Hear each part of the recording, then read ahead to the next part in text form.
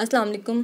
हम स्टार्ट करें क्लास 8 की साइंस का चैप्टर नंबर 3। हमारा टॉपिक है बायोटेक्नोलॉजी। बायो का मतलब है लिविंग ऑर्गेनिज्म, टेक्नोलॉजी का मतलब है यूज़ ऑफ इंफॉर्मेशन। हम इल्म को इस्तेमाल करते हैं और कोई काम करते हैं। जैसे हज़रत आदम अलैहिस्सलाम को अल्लाह ताला ने इल्म दिया कि आप इस बीज को बोएं तो पौधा उगेगा, ये टेक्नोलॉजी कहलाता है। बायोटेक्नोलॉजी में हम लिविंग ऑर्गेनिजम्स को यूज़ करते हैं लिविंग थिंग्स के ही वेलफेयर के लिए। इसमें हम पढ़ेंगे डीएनए रेप्लिकेशन के बारे में, introduction of gene into bacterium, biotechnology products, application of biotechnology. इनके बारे में मैं आपको इंट्रोडक्शन देती हूँ, फर्दर हम आगे इसके डिटेल चैप्टर में आगे पढ़ेंगे। नंबर 1 है डीएनए रेप्लिकेशन। हमने प्रीवियस चैप्टर में पढ़ा कि न्यूक्लियस में इंटरफेस के दौरान हमारा डीएनए रेप्लिकेट करता है। लाइक अगर क्रोमोसोम 2 हैं तो मल्टीप्लाई होकर 4 हो जाएंगे। सेकंड है हमारे पास introduction of gene into bacterium. जो जीन हमें चाहिए होता है वो हम बैक्टीरिया में इंसर्ट कराते हैं और जब बैक्टीरिया मल्टीप्लाई करता है तो जीन भी मल्टीप्लाई करता है।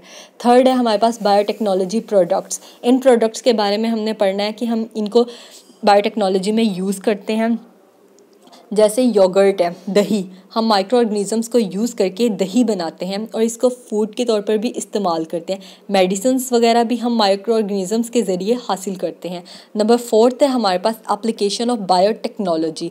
Number 1 agriculture, number 2 food, number 3 health, number 4 environment. इनमें भी बायोटेक्नोलॉजी का इस्तेमाल होता है।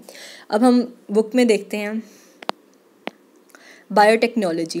Application of knowledge in the area like engineering and medicine etc. is called biotechnology.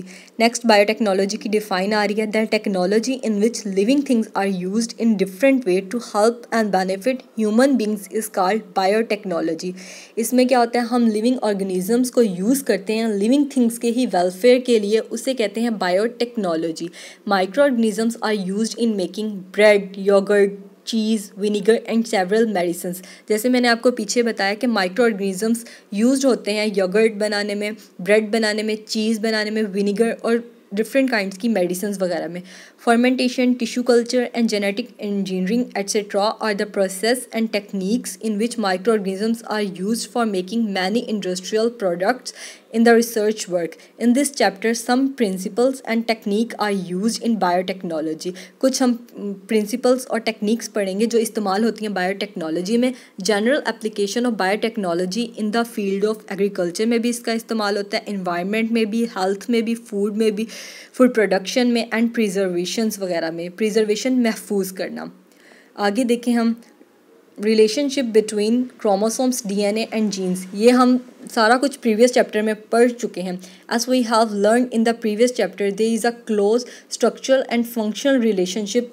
इनके आपस में ताल्लुक है बिटवीन क्रोमोसोम्स का, डीएनए का एंड जीन्स का। नंबर 1 क्रोमोसोम्स क्या होते हैं? ये थ्रेड लाइक स्ट्रक्चर्स होते हैं found in the nucleus of a cell, जो सेल के न्यूक्लियस में पाए जाते हैं। क्रोमोसोम्स क्या होते हैं? थ्रेड लाइक स्ट्रक्चर्स हैं जो पाए जाते हैं सेल के न्यूक्लियस में।